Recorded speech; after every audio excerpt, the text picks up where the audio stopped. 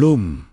Selamat pagi saudara-saudari yang terkasih. Bacaan Alkitab pada hari ini terdapat pada Efesus 1 ayat 15-23 dan dari Ibrani 7 ayat 1-10.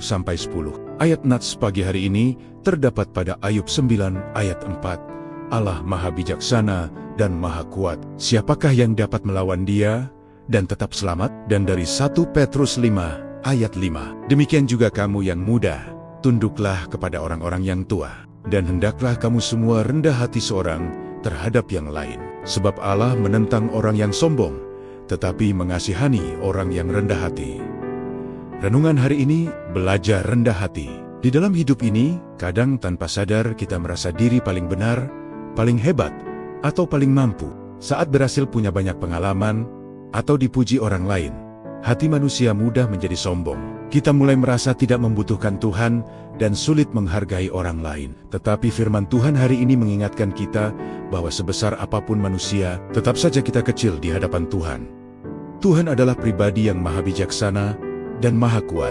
Tidak ada seorang pun yang bisa melawan kehendak-Nya.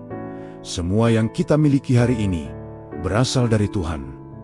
Nafas hidup, kesehatan, pekerjaan, kemampuan, bahkan kesempatan untuk bangun pagi hari ini pun adalah anugerah Tuhan. Karena itu, Tuhan ingin kita belajar hidup dengan rendah hati. Rendah hati bukan berarti merasa diri tidak berharga. Rendah hati berarti sadar bahwa tanpa Tuhan, kita tidak bisa apa-apa. Orang yang rendah hati tidak suka meninggikan diri, tidak merasa lebih suci atau lebih baik dari orang lain. Ia mau belajar, mau mendengar nasihat, dan mau menghargai sesama. Dalam 1 Petrus 5:5 dikatakan bahwa Tuhan menentang orang yang sombong, tetapi mengasihani orang yang rendah hati. Betapa indahnya ketika Tuhan sendiri memberikan kasih karunia-Nya kepada orang yang mau merendahkan hati di hadapan-Nya. Kadang Tuhan mengizinkan masalah, kegagalan, atau proses hidup terjadi supaya hati kita tetap lembut dan tidak menjadi tinggi hati.